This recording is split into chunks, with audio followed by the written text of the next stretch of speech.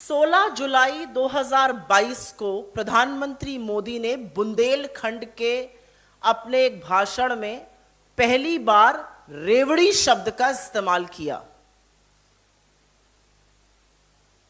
यह चौंकाने वाली बात है और थोड़ी विस्मय वाली बात है कि चुनाव आयोग उसके बाद जागा और उन्होंने फ्रीबीज, रेवड़ी ऐसे शब्दों पर एक बहस करने के लिए राजनीतिक दलों से उनका जवाब मांगा। यह चौंकाने वाली बात इसलिए है क्योंकि इस देश के लोकतंत्र के प्रहरी जो संस्थाएं हैं, जो इंस्टीट्यूशंस हैं, वो इंडिपेंडेंटली एक्ट करें, अपने अधिकार क्षेत्र में एक्ट करें, इसमें हमें कोई समस्या नहीं है। लेकिन प्रधानमंत्री मोदी की 16 जुलाई की रैली के भाषण के बाद जब चुनाव आयोग हरकत में आता है और उस प्रभाव में कुछ करता है तो थोड़े सवाल जरूर उठते हैं उनकी विश्वसनीयता पर, उनकी साख पर, उनकी प्रतिष्ठा पर। और मेरा अपना मानना है कि ये जो रेवड़ी का डिबेट है, जो ये रेवड़ी की चर्चा है, ये कहीं ना कहीं एक गलत दिशा में जा रही है। हम एक लोकतंत्र में रहते हैं जहां पर जनमत सर्वोपरि है। रेवड़ी हो या शर्फी हो या गजक हो, जो भी हो, कुछ चीजों का फैसला एक लोकतंत्र में जनता पर छोड़ देना चाहिए, उनके मत पर छोड़ देना चाहिए, उनके विवेक पर छोड़ देना चाहिए। और जनता चुनाव के बाद आपका सम्मान करती है अगर वो आपकी बातें मानकर आपको जिता देती है, और आपको दंड देती है अगर हरा देती है। तो कुछ चीजें जनता के विवेक और मत पर छोड़ देनी चाहिए। उसमें दखलंदाजी करना मुझे लगता है कहीं ना कहीं लोकतंत्र पर भी सवाल खड़े करता है। रेवड़ी का डिबेट कहीं ना कहीं एक मिसप्लेस्ड प्रायोरिटीज का भी डिबेट है। आखिर रेवड़ी क्या है? इस देश में बेरोजगारी, कम आय और महंगाई से जूझते हुए लोगों के सस्टेनेंस के लिए भी अगर आप कुछ सहयोग करते हैं तो क्या वो रेवड़ी है? और अगर वो रेवड़ी है तो 10 लाख करोड़ के जब आप कर्जा माफी करते हैं अमीरों की, तो वो क्या है? वो अशरफियां है कि वो रेवड़ी कही जाएगी? इस बात पर भी चर्चा हो जानी चाहिए। अगर गरीब के लिए कुछ सरकार करेगी, और इंडिया एक वेलफेयर स्टेट है, अगर गरीब के लिए कुछ सरकार करेगी तो उसको रेवड़ी कहा जाएगा, और जो अमीरों के लिए काम होगा उसको क्या कहा जाएगा? वो इंसेंटिव क्यों है? उसमें फिस्कल प्रूडेंस नहीं याद आती है, इसमें फिस्कल प्रूडेंस याद आती है। मैं क्रमवार तरीके से कुछ बातें आपके सामने रख देना चाहती हूं, और वो बातें रखनी जरूरी है। सबसे पहले तो अधिकार क्षेत्र का सवाल आता है, ज्यूरिसडिक्शन। चुनाव आयोग ने हमसे जवाब मांगा था और हमने अपने जवाब में यह विस्तृत उल्लेख किया है कि आर्टिकल 324 जो संविधान का है, उसके तहत फ्री एंड फेयर इलेक्शन कराना चुनाव आयोग की जिम्मेदारी है, उनका कार्यक्षेत्र है, उनका कर्तव्य है। और इसीलिए चुनाव आयोग ने समझ दिखाते हुए राजनीति में दखलंदाजी करने से परहेज किया है पास्ट में। Chapter 19A of the Indian penal code 1860 और the representation of people act 1951 commission को यह निर्धारित करने में मदद जरूर करता है कि क्या वैधानिक है और क्या असंवैधानिक है, क्या लीगल है और क्या इल्लीगल है। और इसी के चलते सांप्रदायिक लफ्फाजी, बयानबाजी, नफरती भाषण और अत्याधिक प्रभाव, अनड्यू इन्फ्लुएंस का समाधान करना आयोग का काम है। लेकिन क्या आयोग का काम यह है कि पॉलिटिकल पार्टीज लोगों के सामने क्या वादे करती हैं और लोग उन वादों से कितना प्रभावित होकर उनको वोट करते हैं, कितना विश्वास जताते हैं? हमारा अपना मानना है कि यह उनके अधिकार क्षेत्र में नहीं है। तो पहली बात हो गई अधिकार क्षेत्र की। दूसरी बात हो गई एनफोर्सेबिलिटी की, कि जो कानून बने हुए हैं उनका कितना पालन हो रहा है, उनकी कितनी देखरेख हो रही है, उनका कितना कार्यवान हो रहा है। हमें यह कहने में बिल्कुल परहेज नहीं है कि हमारा कानून कहता है कि सैन्य बलों का इस्तेमाल चुनाव में कोई राजनीतिक दल नहीं करेगा, लेकिन भारतीय जनता पार्टी ने तमामों पोस्टरों के तहत, भाषणों के तहत प्रधानमंत्री मोदी जी ने और अमित शाह जी ने सैन्य बलों का प्रयोग किया। हम इस पर आयोग के पास गए और आयोग ने उनको क्लीन चिट दी। आयोग के सामने बड़े ज्वलंत मुद्दे हैं और हमारा मानना है कि पहले उन ज्वलंत मुद्दों का निर्वहन कर लीजिए, बाकी बातें तो बाद में करिएगा। चाहे इंडियन रेलवेज का दुरुपयोग करना हो प्रचार के लिए, ऑफिशियल एजेंट्स का, बार बार मॉडल कोड ऑफ कॉन्डक्ट का उल्लंघन करना हो, प्रचार प्रसार करना हो निर्धारित समय के बाहर, ये सारे काम राजनीतिक दल भारतीय जनता पार्टी ने और प्रधानमंत्री मोदी ने किए हैं। इसकी सबकी सबमिशन हमने इलेक्शन कमीशन को बार बार दी है और लगातार उनको क्लीन चिट मिल जाती है। तो हमारा अपना मानना है कि सबसे पहले तो जो कानून बने हुए हैं उनको क्रियान्वित किया जाए, बाकी अधिकार क्षेत्र तो बाद में बढ़ाने की बात की जाए। अब यहां पर एक और बात आती है और यह बात है डेफिनेशन की, जो मैंने पहले भी कहा कि चुनाव आयोग कैसे डिसाइड करेगा फ्रीबी क्या है। एक गरीब मजदूर को जिसकी आय चली गई है, एक गरीब किसान को जिसको उपज का पैसा नहीं मिलता है, दिहाड़ी करने वाले जो आत्महत्या कर रहे हैं, अगर उनके परिवारों को थोड़ी सी सहायता सरकार देती है, जो इसका मॉरल दायित्व है, नैतिक दायित्व है सरकार का देना, उसको कौन फ्रीबी डिसाइड करेगा।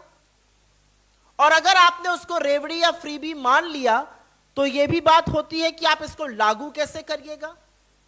क्या आप कैंडिडेट को डिस्क्वालीफाई करिएगा, क्या आप पार्टी को बैन करिएगा, क्या आप यह देखिएगा कि कौन से वादे किए गए और कौन से वादे पूरे किए गए। क्या आप हर इलेक्शन रैली में जो बड़े बड़े जुमले छोड़े जाते हैं भारतीय जनता पार्टी और खासतौर से मोदी जी के द्वारा, उन पर कार्रवाई करिएगा। और इसकी एक लंबी फहरिस्त है, उसके बारे में अभी हम बात करते हैं। तो हमारा अपना मानना यह है कि जो समस्याएं है ही नहीं उसका समाधान ढूंढा जा रहा है, लेकिन जो ज्वलंत समस्याएं हैं, जो लोकतंत्र को कमजोर करती हैं, उस पर आयोग चुप है और उसकी समस्याओं के बारे में बात नहीं हो रही।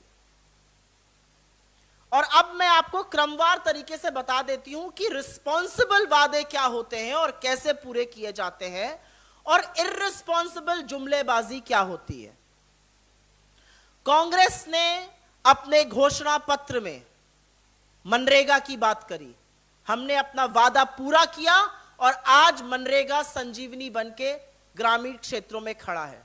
हमने अपने घोषणा पत्र में खाद्य सुरक्षा की बात करी, हमने वो अधिनियम बनाया और यह सच है कि उसी के चलते आज लोगों की थाली में भोजन है। हमने अपने घोषणा पत्र में शिक्षा के अधिकार की बात करी, सूचना के अधिकार की बात करी और उसको करके दिखाया। यह रिस्पॉन्सिबल वादा किया, लोगों ने हम पर विश्वास जताया और हमको चुनाव जिताकर अपना विवेक और अपना मत का अधिकार का प्रयोग किया। अब भारतीय जनता पार्टी ने भी बड़े सारे वादे किए, तो जब रेवड़ियों की बात होगी तो ये सारे वादे आएंगे। हर साल 2 करोड़ नौकरी बनने का वादा था, 15 लाख हर अकाउंट में जाने का वादा था, $5 ट्रिलियन की अर्थव्यवस्था बनानी थी, 2022 तक हर किसान की आय दोगुनी होनी थी, 2022 तक पक्के घर होने थे, 24 घंटे बिजली होनी थी, हवाई चप्पल वाले को हवाई जहाज में बिठाया जाना था, वो अलग बात है कि उस पर भी जीएसटी लग गया, महंगाई कम होनी थी, लेकिन ये सब बड़े बड़े जुमले निकले। तो ये रेवड़ियां थी। इन रेवड़ियों का क्या होगा, इसके बारे में जवाब भारतीय जनता पार्टी देगी या चुनाव आयोग देगा, लेकिन यह भी एक ज्वलंत सवाल है अपने आप में। और जैसा कि हमने पहले कहा कि रेवड़ी एक तरफ और अशर्फियां एक तरफ, 10 लाख करोड़ से ज्यादा बट्टे खाते में डाल दिए गए इस देश में बड़े बड़े उद्योगपतियों के लोन। वो क्या था? वो रेवड़ी थी, वो अशर्फी थी, वो खुद ब खुद सोने की थाली थी, वो क्या था? इसके बारे में भी सवाल होगा आज, इसके बारे में भी चर्चा होगी। कॉर्पोरेट टैक्स कट करना क्या था? आप स्टार्टअप को इंसेंटिव देते हैं, आप इंडस्ट्री लगाने पर टैक्स इंसेंटिव देते हैं, फ्री बिजली की बात करते हैं, करनी चाहिए। लेकिन अगर एक तबके के लिए ये इंसेंटिव है तो दूसरे तबके के लिए जो सस्टेनेंस है उसको कैसे नकारा जा सकता है? वो कैसे फ्री भी बन गया? और यह भी सच है कि चुनाव है तो दूध के दाम सारे देश में बढ़ेंगे, गुजरात में नहीं बढ़ेंगे। सीएनजी और पीएनजी के दाम सारे देश में बढ़ेंगे, गुजरात में घटाए जाएंगे। अमित शाह जी गुजरात में जाकर फ्री सिलेंडर का दावा करते हैं। ऐसा दावा तो प्रधानमंत्री जी ने और अमित शाह जी ने यूपी में किया था। दिवाली में कितने लोगों को फ्री सिलेंडर होली दिवाली मिला, इसका भी उल्लेख हो जाए। तो असलियत यह है कि चुनाव में लफाजी करना एक बात है, लोगों की सुरक्षा, लोगों की सस्टेनेंस पर बात करना दूसरी बात है। और यह एक मिसप्लेस्ड डिबेट है। इस डिबेट की वेलफेयर स्टेट में और लोकतंत्र में कोई जगह नहीं है। हर पार्टी अपने विवेक अनुसार, हर पार्टी अपनी क्षमता अनुसार, हर पार्टी विचार विमर्श करके ऐसी बातें जनता के सामने रखती है। जो ऐसा नहीं करते हैं जनता उनको नकार देती है, जो ऐसा करते हैं अगर जनता का विश्वास है तो उसको जिता देती है। कुछ चीजें लोकतंत्र में, लोकहित में जनता पर छोड़ देनी चाहिए, उनके विवेक पर, उनके सामंजस्य पर, उनके मताधिकार के लिए छोड़ देनी चाहिए। हर चीज को प्रधानमंत्री की रैली के बाद एक मुद्दा बनाना सर्वथा गलत है। आपके सवालों का स्वागत है। हम आपके साथ जो हमने इलेक्शन कमीशन को अपना ये वक्तव्य दिया है, जो अपना रिस्पांस दिया है, वो जरूर साझा करेंगे। उसको देख लीजिए आप लोग। उसमें हमारी विस्तृत रूप से क्या पोजीशन है इस पूरे मुद्दे पर वो है। और चुनाव आयोग से हमारी दरख्वास्त है, चुनाव आयोग से हमारी रिक्वेस्ट है, चुनाव आयोग से हमारा असर्शन है कि जो मुद्दे ज्वलंत और आपके सामने हैं, जो आपके एकाधिकार में है, जो आप ही के कानून क्षेत्र की चीजों का उल्लंघन करते हैं, पहले उनका समाधान करिए, पहले उस पर एक्ट करिए। धन्यवाद।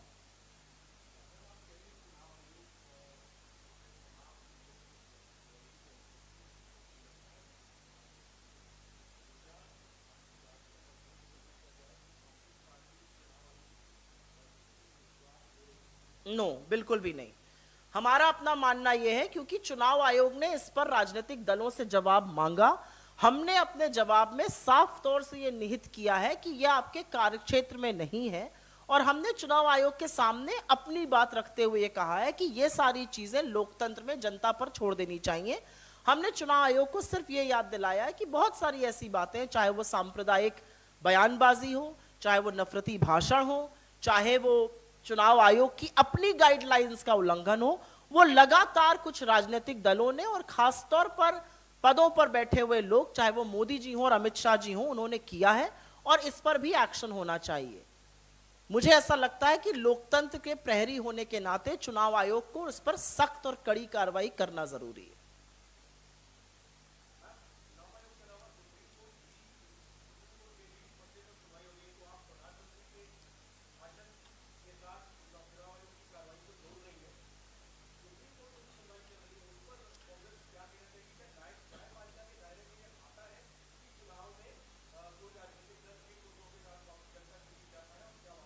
मैं आपसे थोड़ी सी गुस्ताखी करके डिसएग्रीमेंट करती हूं। मैं जोड़ नहीं रही हूं, मैं सिर्फ यह कह रही हूं कि 16 जुलाई 2022 के पहले इस पर किसी संस्था ने कोई चर्चा नहीं करी थी और एकदम से रेवड़ी इस देश का सबसे बड़ा मुद्दा बन गया है।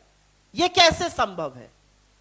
क्या गरीब की सहायता करना एक वेलफेयर स्टेट में जो हमारा डायरेक्टिव प्रिंसिपल्स है उसके अंतर्गत गलत है? आज सवाल यह है। आज सवाल यह है कि जो सरकार दंभ बढ़ती है, फ्री राशन का जो खाद्य सुरक्षा अधिनियम के तहत जो हमने बनाया दिया जा रहा है, क्या वो गलत है? और अगर वो गलत है तो वो बार बार क्यों बढ़ाई जा रही है उसकी अवधि? क्या चुनाव को ध्यान में रख के बढ़ाई जा रही है या गरीब की सहायता के लिए बढ़ाई जा रही है? आज सवाल यह है। हम बिल्कुल सवाल नहीं उठा रहे, लेकिन हां, हम ये जरूर कह रहे हैं कि ये सारा डिबेट, ये सारा मुद्दा, ये सारी बहस प्रधानमंत्री की बुंदेलखंड की रैली के बाद शुरू हुई थी, और ये अपने आप में बहुत सारे सवाल जरूर खड़े करता है। जी, sure. In fact, I should have made a brief statement in English on this. The debate around freebies has gathered a lot of pace, and it's a very hot topic for discussion, including the Election Commission that sought responses from all political parties, including the Congress. We have, of course, made a representation before the Election Commission, a very detailed 7 pages response, and we will share that with you shortly. But there are 2 or 3 things that we need to highlight here, that we need to assert here. Firstly, in a democracy, what political parties promise and what they deliver, and what people think about this, should be best left to the judgment of the people of this country, who either vote in or vote out political parties out of positions of power. As far as the Election Commission is concerned, under Article 324 of the Constitution of India, they are supposed to conduct free and fair elections, and which is why we have reminded the Commission about its jurisdiction. We have reminded the Commission how, in its own wisdom, it has shown restraint in the past and has not interfered and not encroached upon the political activities of political parties, because they are best rewarded or punished by the electorate. So let us leave some things to the best judgment of the people of this country, of the electorate of this country. Whether it's the Chapter 19A of the Indian Penal Code 1860 or the Representations of People Act 1951, they have helped the Commission to determine what is legal and what is illegal. But I think the people of this country need to determine what are the promises that they believe in and what are the promises that they don't. We have also submitted before the Commission that there are existing laws that are not enforced. And we have reminded the Commission, why fix what ain't broke? This is not an issue that needs to be fixed, because this isn't a problem. What is a problem is the kind of hate speeches, the kind of misuse of armed forces done by both the Prime Minister and the Home Minister, the representations that we have made before the Commission, on which both Mr. Modi and Mr. Shah have got clean chits, the misuse of Indian Railways, official agents, violations of the Model Code of Conduct, campaigning by the PM beyond hours of campaign, prohibited hours. I think these are things that the ECI really needs to focus on for its own credibility and for enforcing the faith that people have in the Commission as far as free and fair elections are concerned. And of course, we've stepped back and asked that who is going to define what is a freebie? In a country which is battling with high prices, high inflation, unemployment, loss of wages, is help by a welfare state a freebie? We don't think so. And if that is a freebie, what would you call the 10 lakh crores being written off for corporates? What would you call the corporate tax cuts? What would you call the incentives given to businesses to start production or to start units, or the incentives given to startups? If they are incentives, then how can sustenance models be freebies? And of course, we do want to remind the Commission and the people of this country at large through this platform that let the people decide. There were promises that the BJP made, whether it was 2 crore jobs, whether it was 15 lakhs in every account, whether it was the doubling of farmers' income by 2022, or a house built for every, or a roof for every head of this country, or 24/7 electricity, or a $5 trillion economy, versus what we did. We promised Manrega in our manifesto. We ensured Manrega was brought in, and the government, despite its reservations and despite its humiliating barbs against Manrega, continues to adhere to it. We talked about right to education, we did it. We talked about right to information, we enforced it. We talked about the right to food, and truth be told, that right to food has kept people alive in this country during the corona crisis and thereafter. So the questions to be asked is, when the Home Minister says there'll be free cylinders given in Gujarat, why should we not turn around and ask him? He had made a similar promise in UP. Why has that not been adhered to? Why should we not ask that when milk prices go up for the rest of the country, why are they kept artificially low in Gujarat? Why are CNG and PNG prices going down only in Gujarat and going higher up for the rest of this country? I think these are questions that will be asked and should be asked, because the debate on freebies is misplaced. It is about the wrong priorities of the government. It is a debate that began when the Prime Minister spoke about this for the very first time on the 16th of July 2022 in Bundelkhand. And I think we are absolutely within our rights to ask this question. What prompted this debate? Was it the speech of the Prime Minister in Bundelkhand? And if it was, then does it come in the jurisdiction of the Election Commission to seek responses from political parties?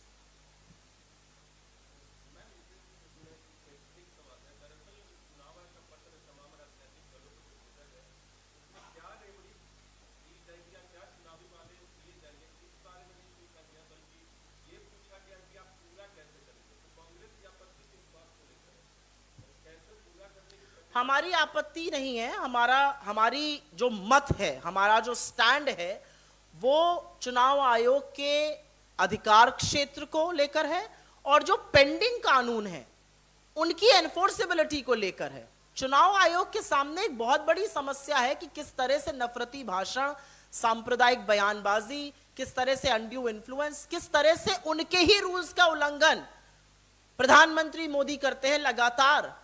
तो पहले इन चीजों को तो सुलझा लें। और अधिकार क्षेत्र की बात हमने इसलिए करी क्योंकि मुझे ऐसा लगता है कि कुछ चीजें लोगों के विवेक पर, लोगों के मत पर छोड़ देनी चाहिए। अगर लोगों को लगता है कि हम मनरेगा कर सकते थे तो लोगों ने विश्वास जताया और हमने वो करके दिखाया।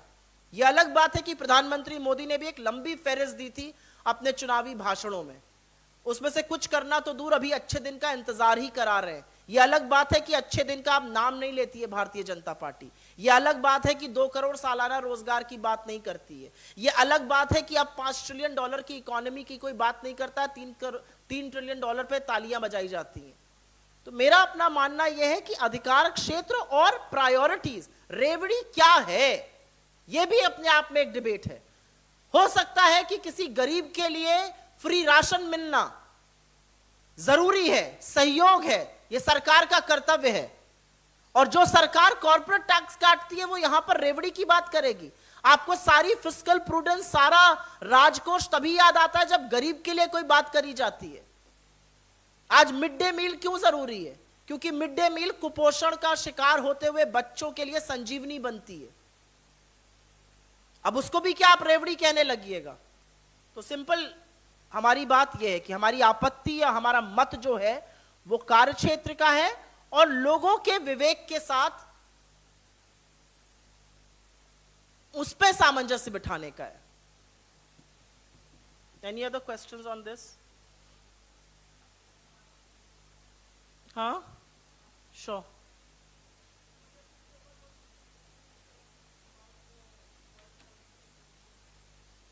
Sorry, can you go again? हाँ, okay. I heard Mr. Putter.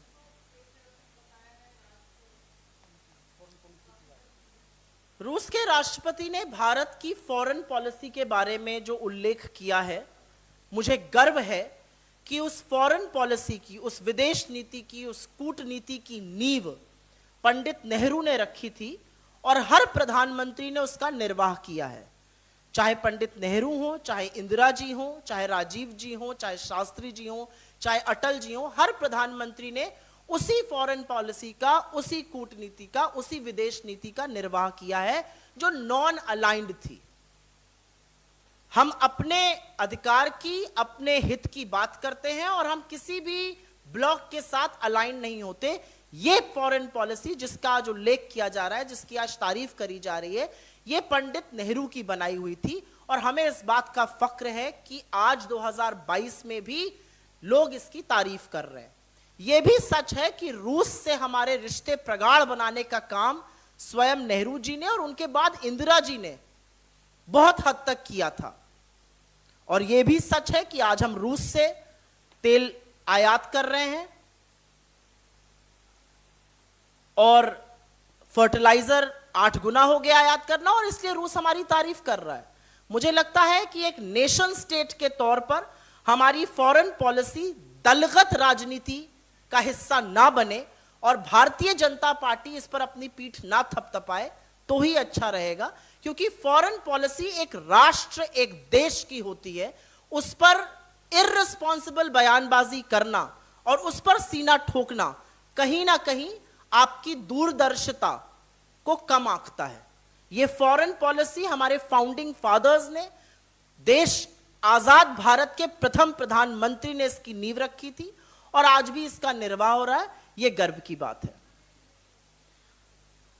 I welcome the statements made by the head of Russia, President Putin, and I'm extremely proud of the fact that India's foreign policy has stood us in good faith after all of these years. I feel extremely proud about the fact that the bedrock of this foreign policy was laid down by independent India's first Prime Minister, Pandit Nehru, and Prime Ministers after him, whether it was Shastri ji, or Indira ji, or Rajiv ji, or everybody else, including Atal Bihari Vajpayee ji, everybody else followed the basic tenets of the foreign policy that were laid by Pandit Nehru, which is non-alignment. We did not ally with any of the blocs, even during the Cold War, and it helped us in our independent thinking, in our independent view. It helped us serve our own good before serving anybody else's.